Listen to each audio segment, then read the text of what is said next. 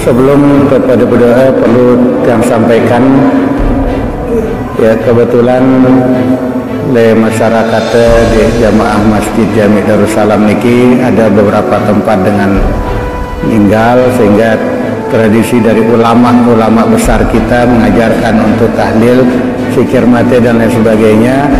Sehingga melalui kesempatan ini atas nama Ketua Tim Penolakan Wahabi, Ketua Tim Gerakan Ahlus Sunnah wal Jamaah Lombok Timur, yang menyampaikan kepada kita semua, catat saya sindenemele subul zikir mate. Saya sindenemele zikir mate karena alasan yang tidak dibenarkan, misalkan hendak kangguan, catat.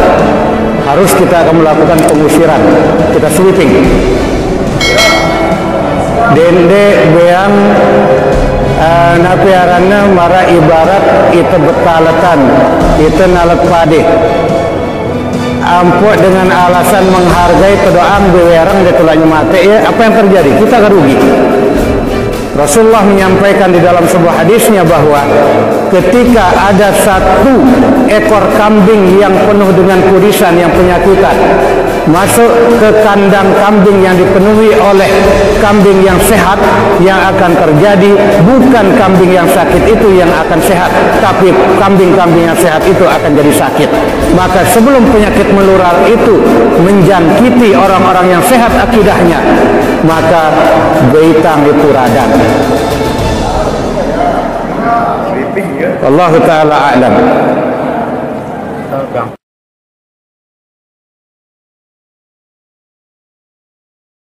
Alhamdulillah wassalatu wassalamu ala Rasulillah wa ala alihi wa sahbihi wa mawala. Allahumma aslih ummata Muhammadin sallallahu alaihi wasallam wa farrij 'an ummati Muhammadin sallallahu alaihi wasallam warham ummata Muhammadin sallallahu alaihi wasallam wa insyur wahfaz wa ayyid nahdatan fil alamin bihaqqi sayyidina Muhammadin sallallahu alaihi wasallam. Pada kesempatan yang sangat mulia ini, hadirin semua para pemirsa, kita akan mencoba untuk menanggapi video yang dikirim ke saya tentang pernyataan Ketua Tim Penolakan Wahabi yang ada di Lombok. Ini perlu kita tanggapi karena menurut saya ungkapan beliau itu sangat serius dan dampaknya juga bisa bermasalah. Secara garis besar ungkapan beliau mengatakan, catat siapa yang tidak mau keluar untuk mengikuti zikir kematian karena alasan yang tidak dibenarkan, misalnya dengan alasan tidak boleh. Ada acara kematian 3 hari, 7 hari, 9 hari, misalnya 40 hari, kemudian ada yang tidak keluar, itu dicatat. Kalau sampai di sini tidak masalah, cuma masalahnya kita harus mengadakan atau melakukan pengusiran, kita sweeping. Wah, ini berat ini. Jangan biarkan ibarat penyakit. Kalau di tanaman itu apa namanya? Wereng. Yang ada dalam sebuah tanaman padi, kemudian kita biarkan dengan alasan menghargai, dan itu akan menjalar dan bisa merusak tanaman. Kemudian beliau di sini menyebutkan hadis Rasulullah, yaitu larangan tentang membiarkan kambing yang sehat pada kambing yang sakit, yang menyebabkan nanti tertular. Beliau tidak menyebutkan redaksi hadisnya, cuma kalau tidak salah hadisnya berbunyi la yuridu mumarridun ala musahhih. Jangan orang yang merawat kambing yang sakit datang menuju kepada orang yang merawat kambing yang sehat, nanti akan terjadi penularan. Atau maksudnya jangan kambing yang sakit itu dibawa menuju kambing yang sehat, atau unta yang sakit menuju unta yang sehat sehingga tertular. Kira-kira begitu. Analoginya begitu, adik-adik ya. Kiasnya seperti itu. Nah, ini sekarang kita akan bahas. Pertama, ya, kias atau analogi ini perlu kita diskusikan dulu, perlu kita pertimbangkan, ya. Apakah analogi ini tepat, kias ini tepat atau tidak? Tadi Rasulullah SAW itu melarang untuk membawa yang sakit menuju yang sehat supaya jangan tertular. Berarti intinya di sini ada ilatnya, itu faktornya ada penyakit. Itu faktornya ada penyakit. Nah sekarang kalau dikias misalnya antara ajaran salafi dengan ajaran non salafi. Ya non salafi itu apakah NW kah, apakah NU kah gitu. Apakah dengan dalil ini bisa dibenarkan untuk mengusir orang yang minoritas, yang tidak mau mengikuti aktivitas atau kegiatan-kegiatan keagamaan yang dilakukan oleh orang yang non salafi? Nah, ini perlu dipertanyakan. Kalau kira-kira ajaran salafi itu dianggap sesat, mungkin masih bisa dibenarkan. Tapi harus ada lembaga yang punya otoritas, yang punya kapasitas dan otoritas yang menyatakan bahwa ajaran salafi itu sesat. Misalnya Syiah. Syiah itu pernah keluar fatwa dari MUI bahwa Syiah itu adalah ajaran sesat. Walaupun mungkin tidak semua Syiah.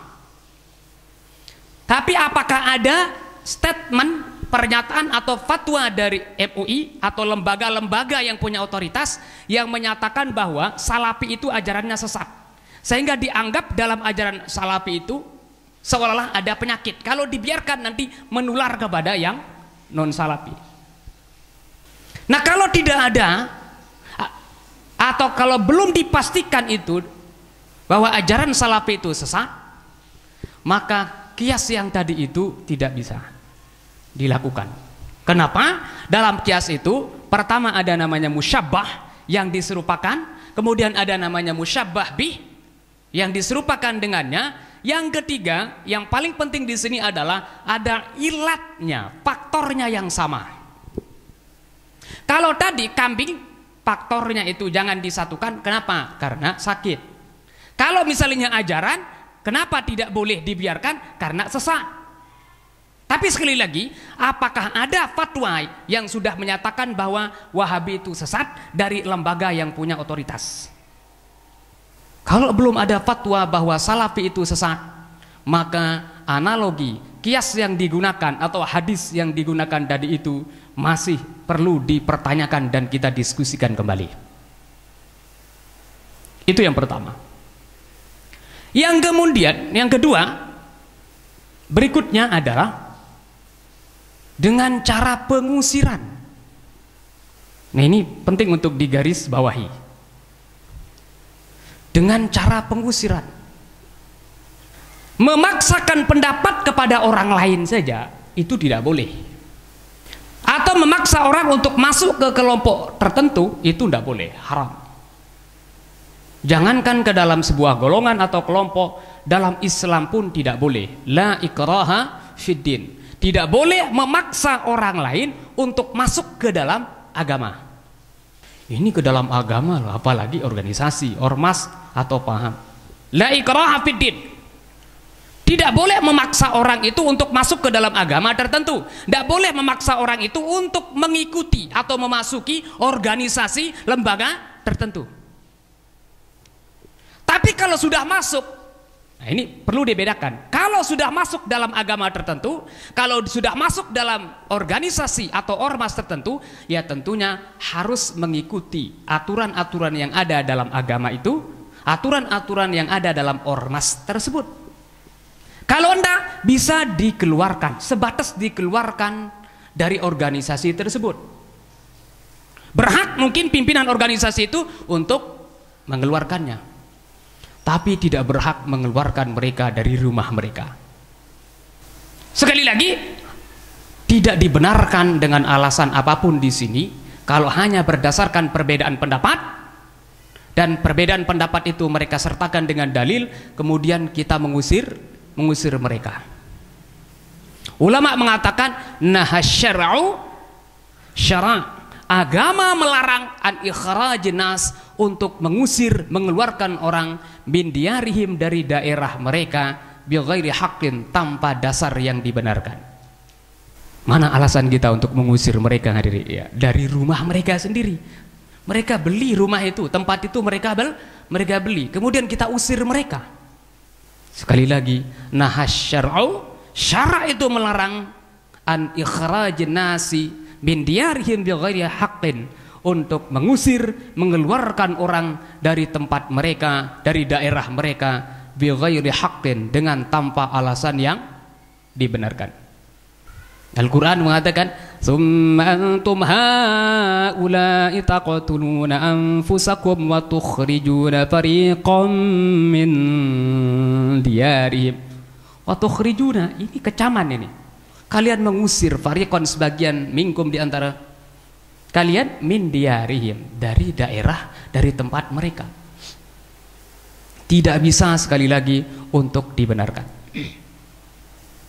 Yang ketiga, yang berikutnya, saya tidak kuliah di bidang hukum, tapi ya terkadang saya dengar ada orang-orang mengungkapkan tentang hukum Undang-Undang Dasar pasal 29 ayat 2 yang mengatakan negara menjamin kemerdekaan tiap penduduk untuk memeluk agamanya masing-masing dan beribadah menurut agama dan kepercayaan masing-masing. Orang Salafi tidak bisa memaksakan atau membubarkan. Ini kalau berdasarkan undang-undang ya. Kalau tadi kan berdasarkan ayat ya. Kalau berdasarkan undang-undang misalnya, teman-teman Salafi tidak bisa untuk membubarkan orang yang melakukan upacara keagamaannya berdasarkan kepercayaannya. Dan sebaliknya, teman-teman yang non-Salafi juga tidak bisa untuk memaksa, apalagi sampai mengusir orang yang tidak mau mengikuti ajaran mereka atau budaya-budaya yang mereka lakukan. Nah, kalau ini terjadi, nanti berat, terjadi saling pengusiran. Ini bahaya. Ini peringatan untuk pribadi saya sendiri, kemudian adik-adik semua ya. Kita ini adalah orang Nahdlatul Wathon, ya, orang NW. Setiap mulai pidato selalu kita berdoa, Allahumma aslih umat Muhammadin sallallahu alaihi wasallam. Ya Allah, damaikanlah. Ya Allah, perbaikilah umat Muhammadin sallallahu alaihi wasallam. Umat Nabi besar Muhammad sallallahu alaihi wasallam. Nah, jangan sampai di saat kita berpidato, setiap muqaddimah kita mengatakan Allahumma aslih umat Muhammadin sallallahu alaihi wasallam wa farrij. Berikanlah itu kelapangan, kelonggaran, bantuan kepada umat Nabi besar Muhammad sallallahu alaihi wasallam. Warham, kasih sayangilah umat Muhammadin sallallahu alaihi wasallam. Ini doa yang selalu kita gaungkan. Nah, jangan sampai tidak seiring, tidak sesuai antara doa yang kita ucapkan dengan tindakan kita. Artinya di saat orang tidak sesuai dengan pendapat kita, kemudian kita melakukan hal-hal yang seperti tadi itu, saya kira itu tidak sesuai dengan doa kita. Sekali lagi, faktornya adalah, atau implikasi daripada hal-hal tersebut adalah nanti tidak ada keharmonisan di dalam bermasyarakat. Karena tidak mungkin kita akan memiliki pendapat yang sama. Yang dikhawatirkan nanti implikasinya itu bukan hanya di sebuah desa tersebut, tapi bisa berimplikasi kepada daerah. Misalnya sekarang Salafi minoritas diusir dari tempatnya, lah di tempat yang lain di saat Salafi nanti mayoritas, dia akan mengusir nanti yang minoritas. Itu daerah. Lah bisa lagi ke nasional nanti itu. Nah, kabupaten yang mayoritasnya Salafi, mereka akan ngusir yang non Salafi. Kan repot kalau begitu. Bisa ke internasional lagi itu. Nanti Saudi Arabia yang mayoritas Salafi pemahamannya, nanti bisa jadi ngusir yang non Salafi. Kenapa? Lah mereka masyarakat yang memiliki ajaran Salafi diusir di tempat tertentu. Waduh, kalau ini terjadi repot dong. Bisa jadi tidak bisa umroh, tidak bisa haji kita nanti.